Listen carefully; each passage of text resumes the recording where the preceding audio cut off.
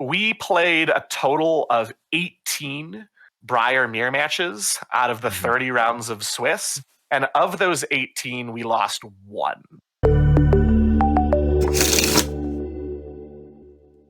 Welcome back to Hometown TCG, ladies and gentlemen. My name is John. And I'm also John. That's right. We got John Siadak here. He is top 8 at the U.S. national event. He was 11th place at the Calling Vegas. This guy is super consistent, one of the top players in the U.S. We're just really grateful to have him here to share his stuff. I've gotten the opportunity to talk with him quite a bit, and he's been really helpful in the Discord and all that. But without further ado, here he is. I don't know if there's anything you want to say as just a quick intro. Oh, not much. Just I've been loving the Hometown TCG Discord community. There's a lot of great people in it. If you have been thinking about it, a lot of good discussions about deck lists. There's definitely a sense of camaraderie in there that I was a little bit surprised to see in there. So definitely go check it out. There's a lot of good stuff in there. Well, thanks, man. I swear they didn't pay me to say that. I appreciate that. What's funny is John, I actually heard of him from my friend Chris, who went out to Colorado for a work meeting. He's like, yeah, there's this really good player out there. I played in an armory when I was there. I'm like, oh, yeah, interesting. This is sweet. And then he joined me, started talking. I'm like, dude, great to meet you. So this has been really fun. Yeah, man. Well, congrats. I know people have probably been net decking your list and giving it a test and things. I know you had some differences between the classic Cheerio list, and I think we'll get into that. But I think the first thing I want to hear from, I think everyone else does, is kind of your background in TCGs, how you got started, what made you a competitive player. Yeah, I've been playing trading card games for a very long time. I started in 5th grade with Magic the Gathering. The 4th edition set had just come out. The Dark was still on the shelves. So this was like the long ago times for TCGs. And I'd always had a love for them. The ability to build your own deck and change how every game plays, it was just such a different experience than what other games were offering at the time.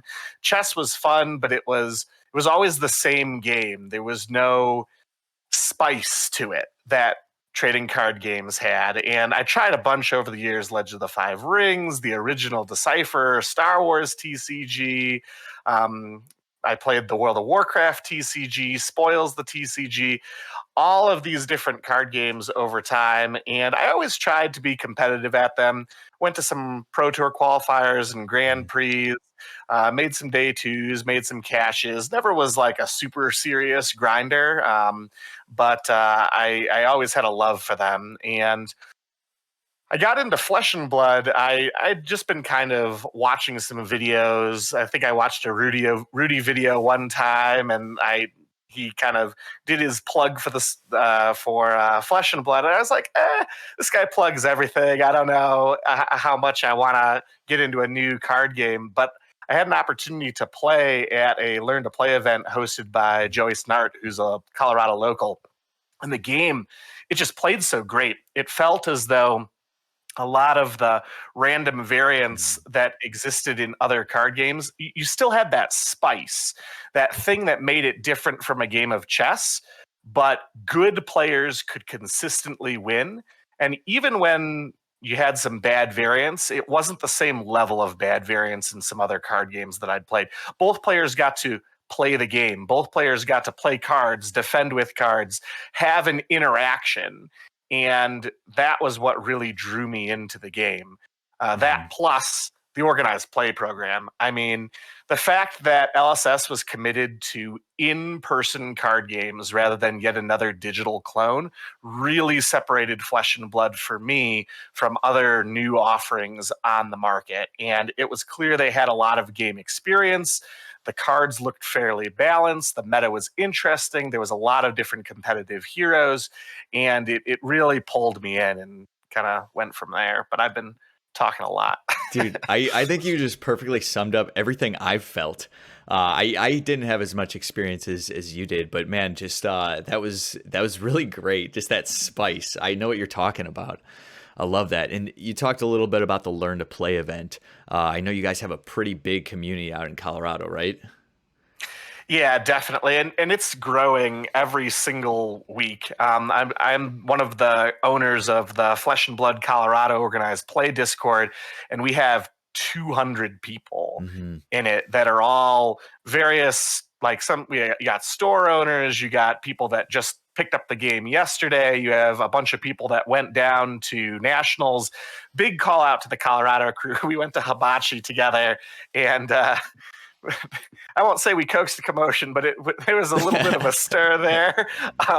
We Okay. like probably could have rented out the place. There was so many of us, but it was just great. Yeah, I hadn't felt that sense of community in a competitive card game in a while, and it was something I didn't know I missed until I was there, having everybody reminisce about matches, talking about how great things were. You just had a sense of camaraderie that can sometimes be missing from the grinder scene that I've experienced in the Dude, that past. sounds amazing. I think that's exactly what LSS wants to hear and what they're going for with this in-person play and getting people together and things like that. That's really what it's about, is that kind of camaraderie and when you get through these hard times and these experiences, being able to share that's pretty amazing. So I know that there was a group of you running the same deck. So, do you want to talk us through maybe what made you pick Briar, when you realized how good she was, kind of that whole scenario? So I attended the Calling Vegas playing Chain. Mhm. And as soon as Chain came out, like the day they spoiled him, we said, oh, can play extra cards from the Banish Zone. That sounds like a thing we want to do. And like 250 games later, we were playing that deck and very, very happy with it. Of course, as everybody watching this is going to know, Seeds of Agony, all three colors, got banned from that deck. And while Chain was still an amazing deck against aggro decks, we were worried about his place in the meta against fatigue decks. Bravo, Prism, Dash, and though we didn't know it at the time, Old Him. All are decks that it's not impossible for Chain to win, but it is more difficult than we would like. We wanted a deck that had 50% matchup against the field where we could outplay opponents rather than hope that we drew cards in the right order and we could push damage through in the correct increments. And for us, we want to be on aggressive decks so we're not at the mercy of the clock and having our opponents play too slowly to resolve a game before the 50 minutes of the round is up. So even though decks like Bravo and Oldhim were very consistent in our play testing, and were very good against experienced and strong opponents who knew what their decks did and could make plays in a reasonable amount of time, we didn't want to get varianced out by slow play. So ultimately, we started exploring Briar and Lexi. Those were our two main contenders, and Katsu for a little bit. And as great as Katsu was, he just blocked really poorly unless you're playing the mid-range version of him, flick flack into combo, but then you're not being as proactive as we would want. So we started playing around with Briar as a rune blade. It had a play style that was similar to Chain in a lot of ways. There were many cards that we could bring over, but the biggest thing that drew us to her was her hero ability. The fact that by being proactive, which we already wanted to do, you could be defensive efficiently was something very new in Flesh and Blood. Usually, defensive capabilities are inefficient in some way. Your normal card blocks for 3 but attacks for 4. That's kind of just Mhm. the baseline of Flesh and Blood. And even if you could block efficiently in some way, it is difficult to block efficiently against many wide attacks. So that put us on a lightning version rather than an earth version of Briar. We played around with a hybrid build, but we concluded that Blossoming Spellblade was a trap. The deck just wasn't consistent enough about its fuse, even though Spellblade was great when you could actually do it. But we started off with a bunch of lightning attacks and then quickly realized we don't need to confine ourselves to the design limitations of Briar in set. we could just play the most powerful cards from every set of Flesh and Blood, relying on the huge Runeblade pool of cards, and do the same things we were looking to do. Make embodiments of Earth, make embodiments of Lightning. Just play that mix of attack and non-attack actions as efficiently as we could. And that got us ultimately to the list that we were on, which we can definitely talk about more specifically in a moment here. But generally, I like a play style that is proactive but responsive. So that's why something like Oldhim is a little bit tough. It's a very good reactive deck, but I like having a plan that I can execute if my opponent isn't doing anything. And Briar was, I think, the best choice for that. Totally. So I know that not only you ran the deck, Ian and Chris, right? And did someone else run the deck? So Ian and Chris were on exact copies of my 80. Ian is a Reinar diehard fan and was testing it for a week and a half before Nationals. When we thought it was going to be a Prism and Bravo meta, then that was a good choice. But as it became more and more clear that Chain and Briar were going to be some of the best decks of the format, we realized that Reinar was not efficient enough at blocking to be as good as the Oldhims and the Prisms and the Bravos of the format. So it was just kind of a poor choice to be on.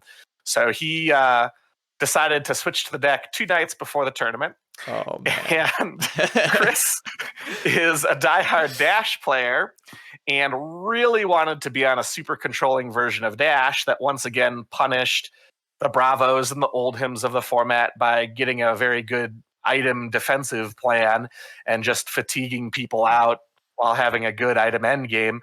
But once again realized they can't block as well as Briar goes wide because of the mix of physical and arcane damage that she deals, and said that, well, he needs to switch to something that has a chance to win. So he switched the Night of, though had been testing some of our older versions. He was the person who was the Briar opponent, even though he didn't really want to be on the deck originally. That's funny. Okay, so guys, we had 3 people running the exact list. One of them picked it up 2 days beforehand. One of them picked up a day beforehand. And in total, that list was 25-5. Am I correct?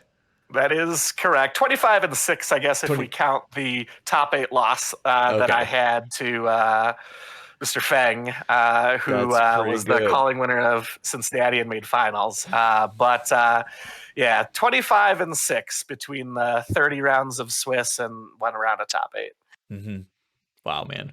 So I think people are gonna want to get into this. So I say we look at it here. Let me do this real quick here.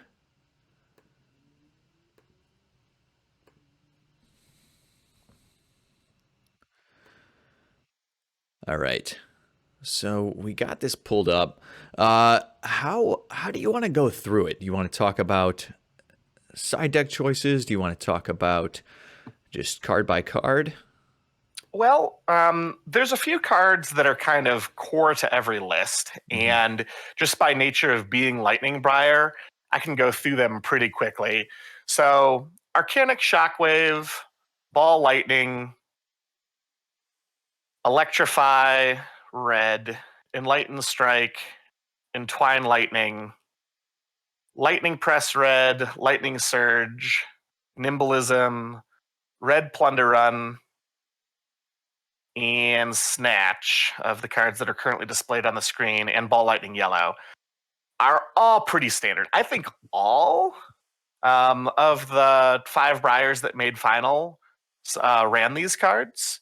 And then if you scroll down just a little bit more, Sting of Sorcery and Captain's Call and Gorganian Tome. And copy, of course. We'd run more if we could.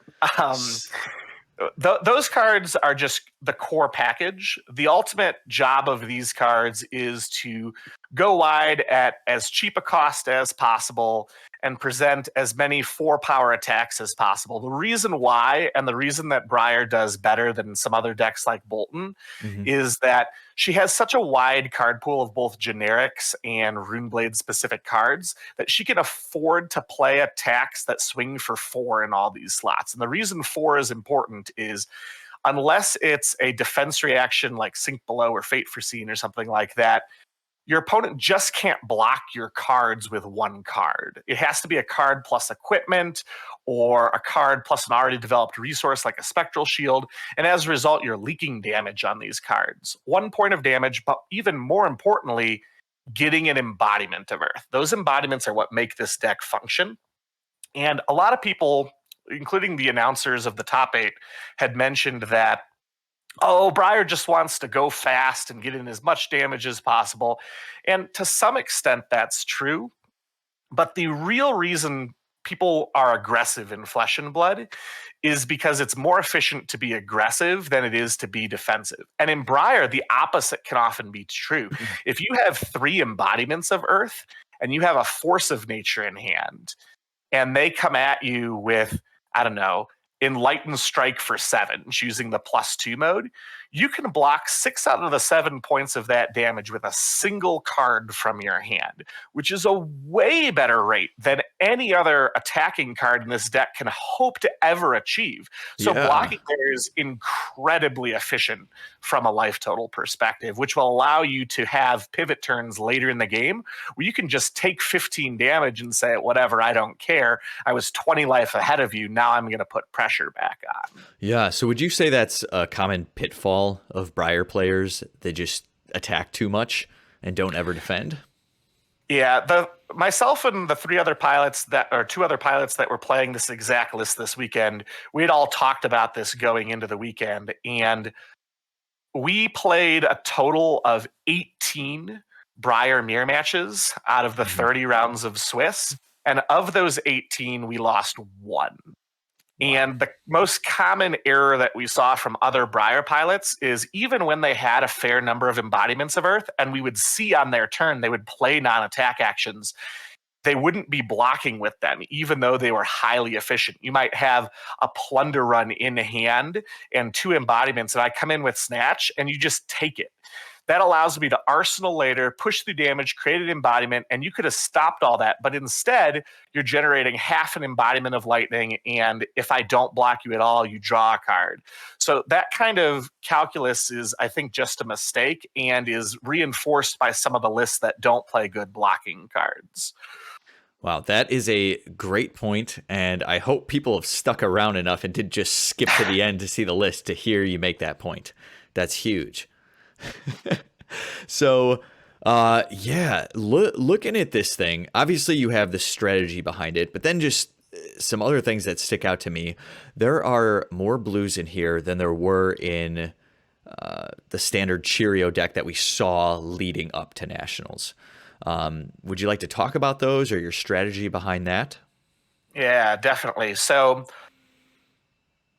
there's a lot of what I would call inflection points where you have to make a critical choice when building a deck. So, for example, in this list, that inflection point was the card Ravenous Rabble. Ravenous Rabble is an amazing card in Lightning Briar. If you flip Gorgani off the top, it is 0 cost 5 go again attack, which is basically the best rate in all of Flesh and Blood. But we're not playing that card in the list. And the reason why is we thought we gave up too many percentages against the field to play it. And the decks that we were really worried about, ironically, they didn't show up. I think partially because people realized that this was a good deck too late in the testing process to audible to some of these more complicated lists. Oldhim is a very hard list to play well if you don't have reps on it. Even Ice Lexi is a more difficult list than Briar to play at a truly high level of performance if you don't have any reps on it. So I think people were scared. Even Kano actually has a really great matchup against Lightning Briar, especially ones that aren't playing blues and Nullrune. We didn't end up playing any. We cut it literally 30 minutes before decks were due. But that was more because we thought it would not make up a substantial portion of the meta than it wasn't good. One of the two Kanos that played in the field missed top 8 by 1 win and was just beating up on Briars all day, even though Briar races very well. But getting back to that inflection point, once you decide that you're giving up too much by running Ravenous Rabble, you can make a bunch of other choices. And the first choice is to run more blues. Blues are critical to combat ice heroes, especially cards like Blizzard. I'm not running that card, of course, in my list because it's an ice card, but that card just immediately hoses you if you are playing the Cheerios list and don't have one of their 9 blues in hand. And even if you do have one of those blues in hand, it limits your options for other aspects of the turn. It's harder to swing with Rosetta Thorn if they generated a Frostbite token by flipping the Blizzard from their arsenal on their turn and then play it on your turn. You have to spend that whole blue to deal with that rather than being able to chip in with Rosetta Thorn, which is one of the most efficient things you can do in the deck. You're spending 0 cards and 1 pitch to come in for 2 and 2, which is a really awkward way of dealing damage for your opponent to block. So you want to be swinging with Rosetta Thorn as much as possible, and upping your blue count really helps to do that. So of course you then say, well, but aren't you losing on the power level of the cards you're running by running blues? And to some extent that's true. But cards like, let's bring up Captain's Call, for example. This is one that most lists run, but this card, you lose almost nothing by playing the blue version instead of the yellow or red versions. You are slightly more restrictive. You can't Captain's Call your Command and Conquer. You can't Captain's Call your Rites of Lightning. But other than that, you can Captain's Call every card in this deck. I guess technically not Evergreen, but you're not running that in most matchups. For a Nimblism style effect. It's 1 smaller, but also has the added versatility of going again. This card was a rock star for us all weekend, and is a lot of people ran the red version because they didn't want to hurt their Ravenous Rabble. And you'll notice that as a continuing theme as we talk about the other blues in the list. Going down to Sting of Sorcery, every deck's running this card already. It is arguably the best card in the deck.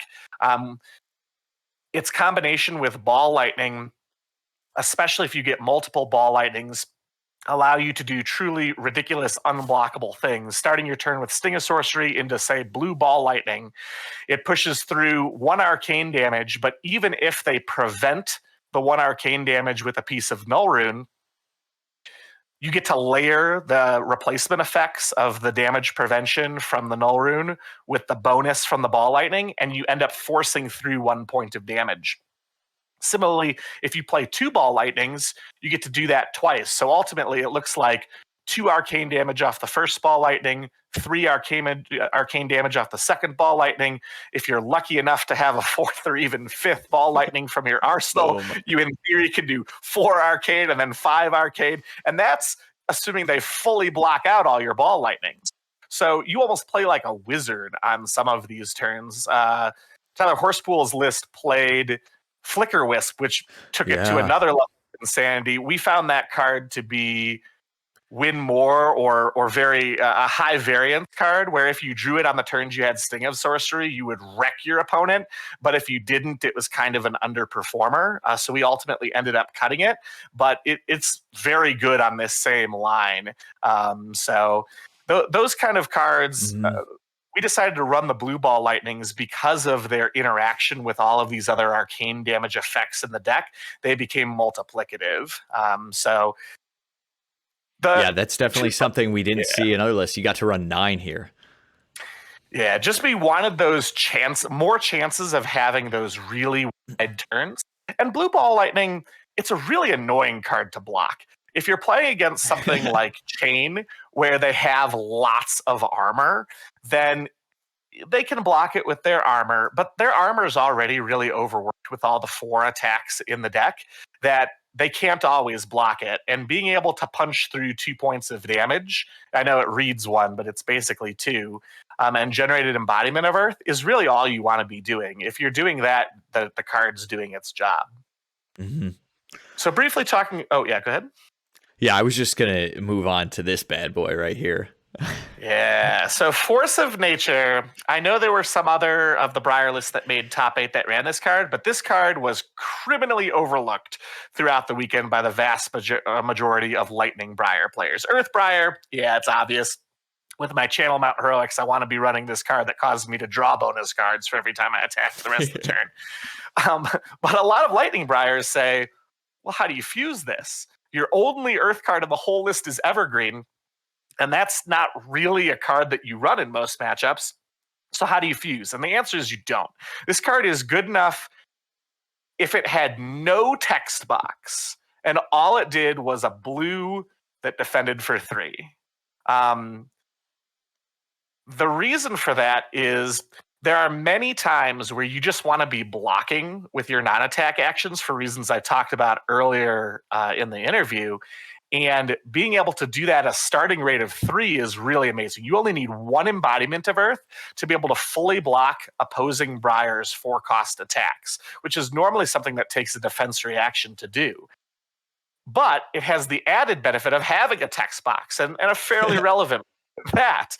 With the number of pumps in this deck between Nimblism, Captain's Call, Plunder Run, even just cards that pump themselves, like Enlighten Strike, or to a lesser extent, Exude Confidence, almost half the deck pumps itself.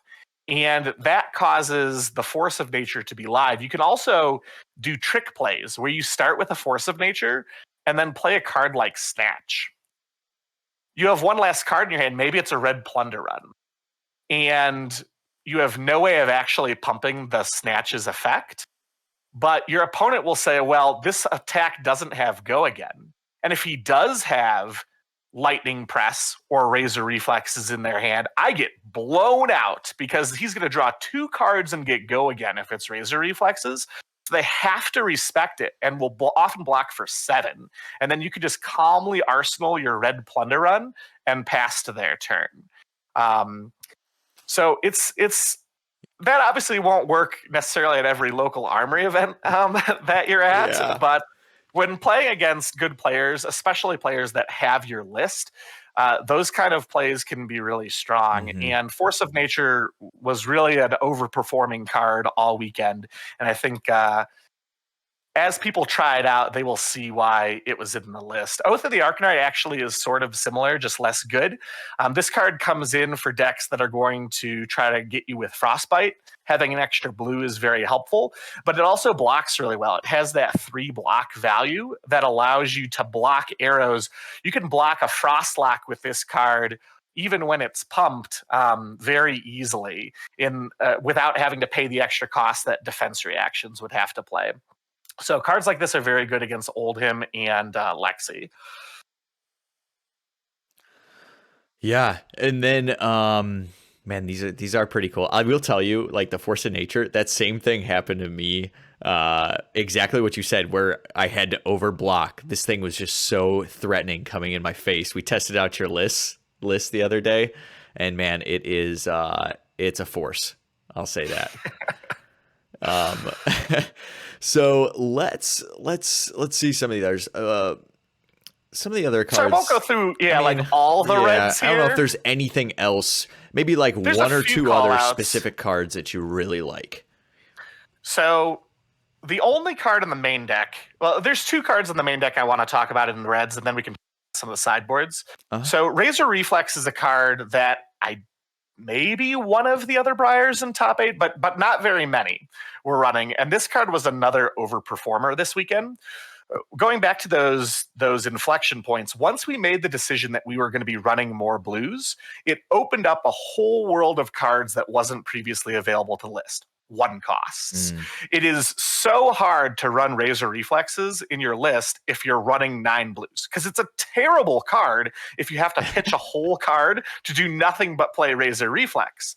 But if your plan is to play Razor Reflex into Rosetta Thorn by pitching a card, now you're not losing any damage from that list, because Rosetta Thorn is often going to be coming in for 4, which is going to be the same value that you'd get by actually playing your red card. And Razor Reflex helps you not have to play as many non-attack actions to be able to get that go again. So many lists don't block with their non-attack actions because they need to create an embodiment of lightning to be able to play into an attack action into their Rosetta Thorn. That play pattern is very common from other Briar lists, but Razor Reflexes lets you cheat. You can start with, say, Arcanic Shockwave from the top of the list, fusing with, I don't know, say Red Electrify, a card that you're not going to play this turn. And then if you have a blue in hand, you can then follow up with the Razor Reflex because they're not over blocking Arcanic Shockwave. That's just not happening. So you're going to get the go again off Razor and be able to come in with Rosetta Thorn having played only one other non-attack action that turn, and that's your 4-card hand. And then you can set up the red Electrify into your arsenal for the end of the turn to have a really good next turn. Yeah, definitely things people weren't seeing for sure. This deck list has a ton of on-hit effects as well, between the Consuming Volitions, the Snatch, the Plunder Run. All of these cards, Razor gives you yet another way to push damage over the top like Lightning Press does. In a lot of other lists, Lightning Press is very overworked as a combat trick. So having essentially 3 more Lightning Presses in the list are really nice. It also can get on Rosetta Thorn, which is something that a lot of people don't see coming. I actually killed a person this weekend because they were like, oh yeah, it's Rosetta Thorn. I'll block for 3 and use my Arcane Barrier on the 2, and he can't possibly kill me. Well, Razor Reflex, unlike Lightning Press, can be played on your sword, and I killed him from 2. So, oh yeah, the look on his face that had to be something. The other one is Rites of Lightning, and Tyler played this in his deck. Credit to him. But this card was another huge overperformer that most other lists weren't running. Once again, costs 1, so I think that's the reason why other lists weren't running it.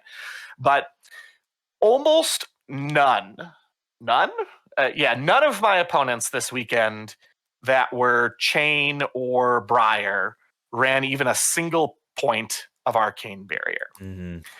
And that, once again, results from your limitations in the list. If you don't run blues, Arcane Barrier is terrible. So why run it? I guess they ran Arcanite Skullcap, but once again, they'd have to have a blue in hand to be able to prevent 1 point of damage. And if they're doing that, that's a pretty good rate anyway. So I'm okay with it. But this card basically read, generate 2 Embodiment of Lightning tokens, go again, and push through 2 points of damage. It's very hard to block at the rate that it's at. And this deck is all about splitting sources of damage and trying to create as many embodiments of Earth as possible. So this card was very efficient at creating profitable block situations on the next turn, while allowing you to continue with the turn to Rosetta Thorn or follow up with a powerful end turn attack, such as Enlighten Strike or Snatch, something that would allow you to draw a card from your arsenal or push through a large amount of damage at the end of the turn. So I would definitely encourage people, if you do decide that your meta may have some ice heroes in it, Rites of Lightning is a card you're going to want to try out. So I know I've talked about a lot of cards here. Just quickly to end on the sideboard pieces, I think that Scar for a Scar and Exude Confidence, they were pretty omnipresent in the Briar lists. Obviously, Scar comes in against aggro, and Exude comes in against control and fatigue style decks. Anything that's going to run those defense reactions. I will say Exude is way better in our list than a lot of the other ones, since you actually can use the pump effect more reliably with the number of blues we run. But mostly this card is just to blank their defense reactions. They'll often hold it for the end of the turn, and if you play this, then it makes them continue to be blank. But Consuming Volition is a card I definitely wanted to highlight. This is a card that we ran in Vegas when we were on Chain, because we realized that aggro decks, damage in them is not additive. It's not as though a 4-card hand does 16 and a 1-card hand does 4. Each card that you have in your hand does more damage in ratio to how many cards are in your hand. And this is especially true for heroes like, say, Katsu and Bolton. But even for Briar, this is true. And the reason for that is these effects don't scale one for one. So Briar, when you play your first non-attack action, you just get the effects of that non-attack action. But the second non-attack action card you play from your hand causes you to create an embodiment of lightning token, which then makes your attacks better in the rest of the turn. And it seems obvious when you say it, but it has implications for how good forcing somebody to block or forcing them to discard a card is. It's more consuming volition looks kind of bad in a vacuum because you need a lot of setup. You need to deal them a point of arcane damage. You need to pay 1 to play it, and it only comes in for 4 and doesn't have go again, which compared to a lot of the other cards in the deck is a very bad rate. But if you can force them to block this card or force them to pitch to prevent 1 rune chant, which you had from the last turn that you created from one of your blues, this card can put control decks into a very difficult position or force aggro decks to use their equipment earlier than they would like to block. And in the late game, you can start actually ripping cards out of their hand, either through blocks or through just having the effect hit. And that's doubly true if you have a Razor Reflex or a Lightning Press. Sometimes they'll block this card with a card from hand plus their equipment, and then you'll force the damage through anyway for a truly devastating blowout that causes them to basically just pass their next turn. So that card was a very good performer this weekend and only possible to run because we have the blues to create rune chants off Grasp and we have the blues to pay 1 for it. The other one I kind of wanted to mention, I guess Sink Below and Evergreen are the other two. So starting with Sink Below, a lot of decks ran Sigil of Suffering this weekend, and that card is very good. These cards are almost identical in their function. There are some decks that have powerful on-hit effects that are coming in for 4, Katsu, Briar herself, even Bolton and Chain to a lesser extent. And you want enough defense reactions where you can have good game against those decks. Lexi is another deck that you definitely want to be able to block well.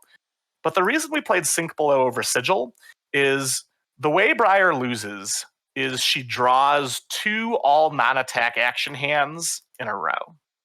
If you can't actually pressure your opponent and generate embodiments of lightning, then your blocking is bad. Your blocking is like not quite Katsu bad, but it's like Bolton level bad. And you really don't want to be at a point where your cards are blocking for 2 and 3. That's playing a fair game. And if you're playing a fair game in Flesh and Blood, then you're usually not winning.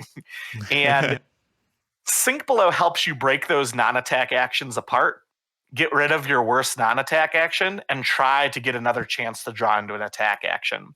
If I was building a budget version of Briar, I would 100% play Hope Merchant's Hood as my helmet because it has a similar function. It allows you to mulligan one of those non-attack action hands and try to draw an attack action into it. So that's the reason we decided to run Sink Below. We're always scared to death of getting variance out of the game, and this is a card that helps prevent against that.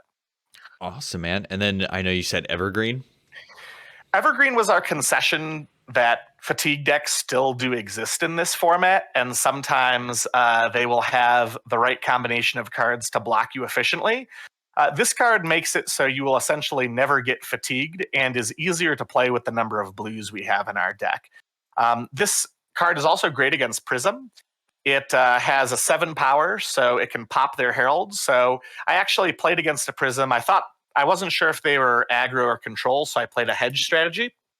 And this card, I only ran one copy of Evergreen in my list for Nationals, and that one copy was able to fatigue them by itself. I actually fatigued Prism is how I beat them. No way. So, yeah, the player was very good, but the list was 3 red immovable, 3 yellow immovable, 3 soul shield, 3 springboard somersault, 3 fate foreseen, 3 sink below. It was just like maximum defense value. So they didn't really apply much pressure, and being able to cycle Evergreen with Pulsive Candlehold and of course its own natural ability was enough where even though they remembrance twice and hit me with several Heralds of Rebirth and were able to recycle their own cards, it just wasn't as good as Evergreen. So that is probably our best piece of sideboard tech against fatigue. I highly recommend. Wow, I love it. I think earlier on you were looking at Remembrance, right? And when did you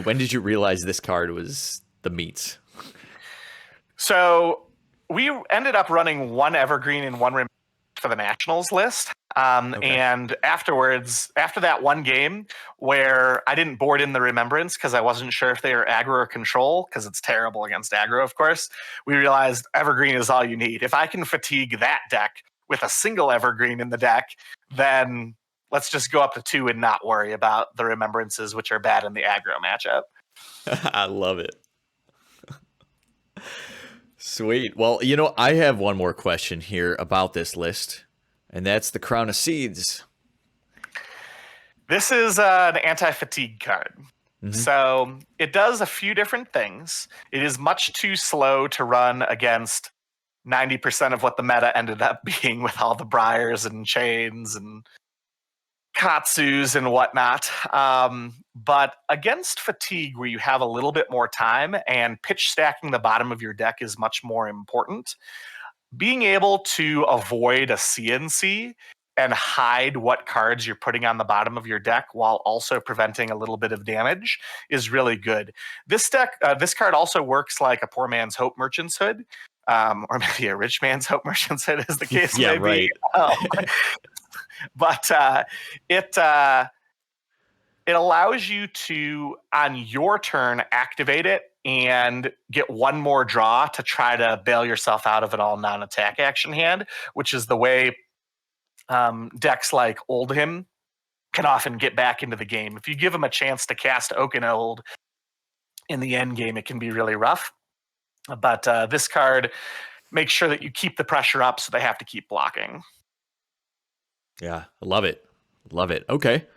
So that's the list. This is pretty sweet. Thank you. Like, that was super in depth of everything. I really hope people, listen to this whole thing and didn't just skip through anything. As far as, give me 1 second here.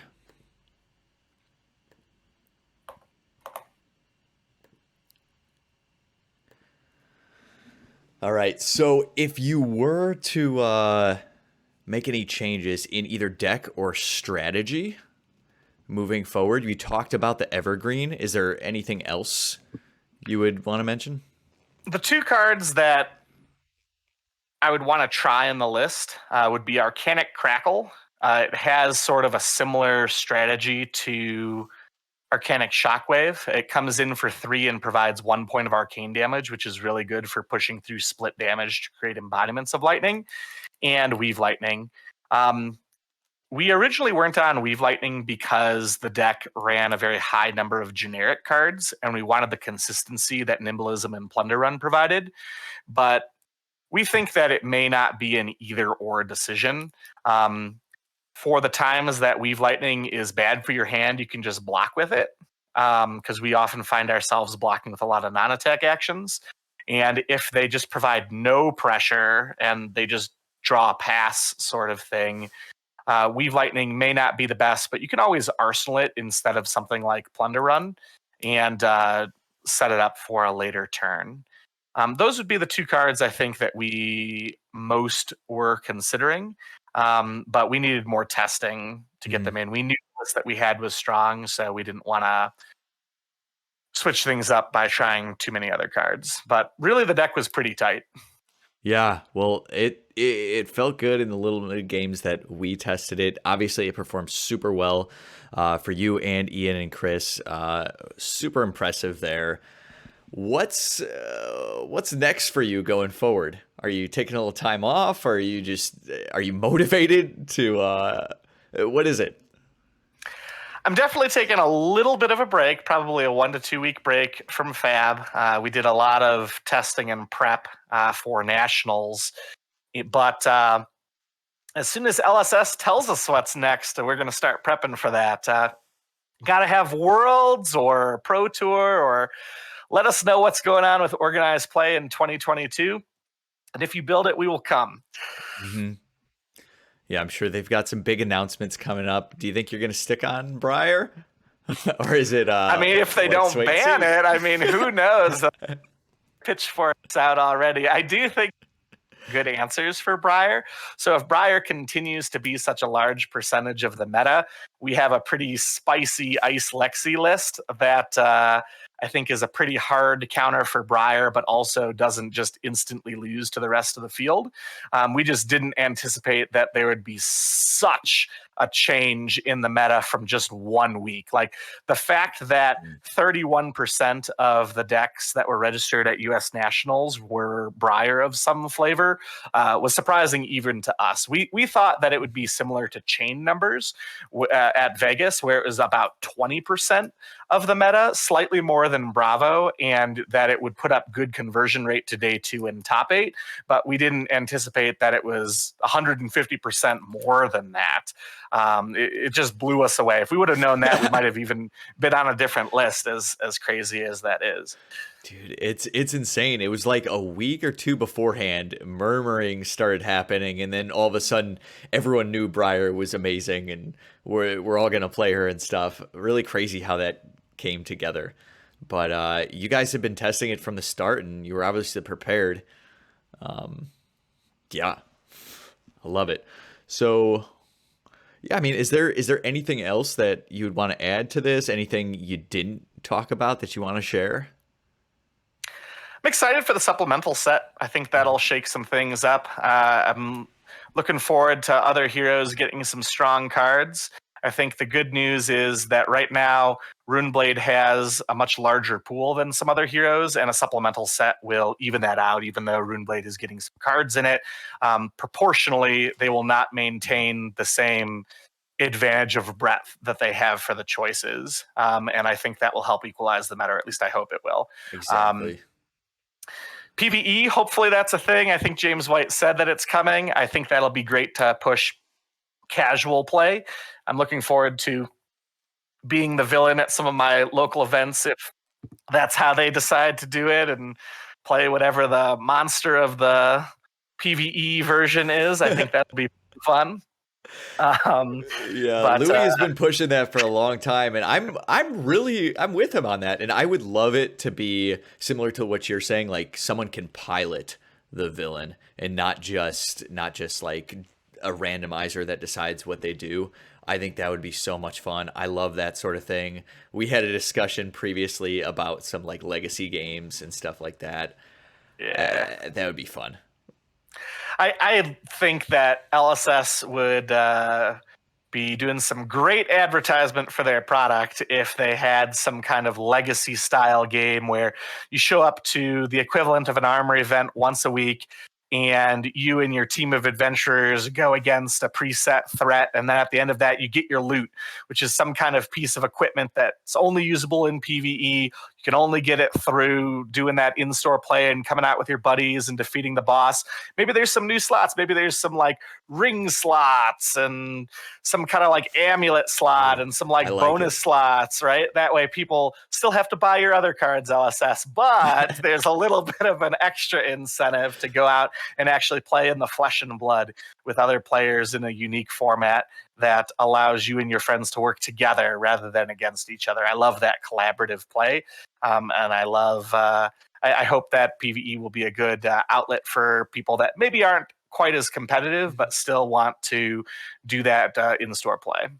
I hope so too, especially since like in a post-national environment, it would be a great time to make an announcement about that. So hopefully we can see that. I'd be looking forward to it.